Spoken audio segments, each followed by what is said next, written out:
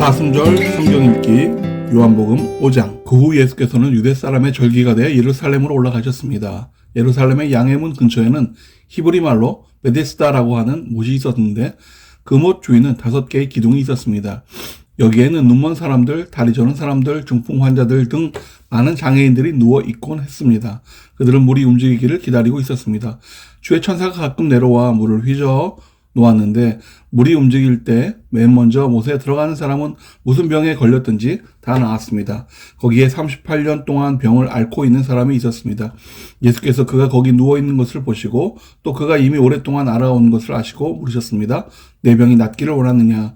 환자가 대답했습니다. 선생님, 물이 움직일 때 못에 들어가도록 나를 도와주는 사람이 없습니다. 내가 가는 동안 다른 사람이 나보다 먼저 물속에 들어갑니다.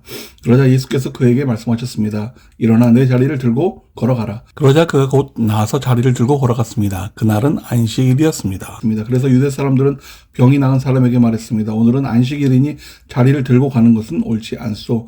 그러나 그가 대답했습니다. 내 병을 고치신 분이 내게 자리를 들고 걸어가라고 하셨소.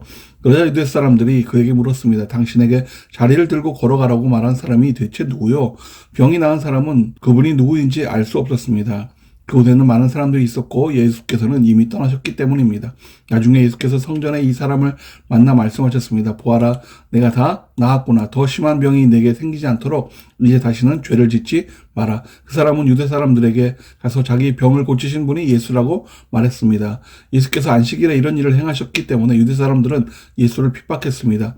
예수께서 그들에게 말씀하셨습니다. 내 아버지께서 지금 일하고 계시니 나도 일한다. 유대 사람들은 이 말 때문에 더욱더 예수를 죽이려고 했었습니다.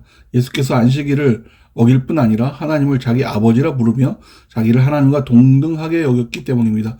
예수께서 그들에게 이렇게 대답했습니다. 내가 진실로 진실로 너희에게 말한다. 아들 혼자서는 아무것도 할 수 없고 아들은 아버지께서 하시는 것을 보는 대로 따라 할 뿐이다. 아들은 무엇이든 아버지께서 하시는 일을 그대로 한다. 아버지께서는 아들을 사랑하셔서 하시는 일들을 모두 아들에게 보여주신다. 또한 이보다 더 큰 일들을 아들에게 보여주셔서 너희를 놀라게 하실 것이다. 아버지께서 죽은 사람을 일으켜 생명을 주시는 것 같이 아들도 자기가 원하는 사람들에게 생명을 준다. 아버지께서는 아무도 심판하지 않으시고 아들에게 모든 심판을 맡기셨다. 이는 모든 사람이 아버지를 공경하는 것 같이 아들도 공경하게 하려는 것이다. 아들을 공경하지 않는 사람은 그를 보내신 아버지도 공경하지 않는다. 내가 진실로 진실로 너희에게 말한다. 누구든지 내 말을 듣고 나를 보내신 분을 믿는 사람은 영생이 있고 심판을 받지 않는다. 그는 죽음에서 생명으로 옮겨졌다. 내가 진실로 진실로 너희에게 말한다. 죽은 사람들이 하나님의 아들의 음성을 들을 때가 오는데 지금이 바로 그때다. 그 음성을 듣는 사람은 살 것이다. 아버지께서는 자기 안에 생명이 있는 것 같이 아들에게도 생명을 주셔서 아들 안에 생명이 있게 하셨다. 또 아버지께서는 아들에게 심판할 수 있는 권한을 맡기셨는데 이는 아들이 인자이기 때문이다. 이것에 놀라지 말라. 무덤 속에 있는 모든 사람들이 아들의 음성을 들을 때가 온다. 선한 일을 행한 사람들은 부활의 생명을 얻고 악한 일을 행한 사람은 부활의 심판을 받을 것이다.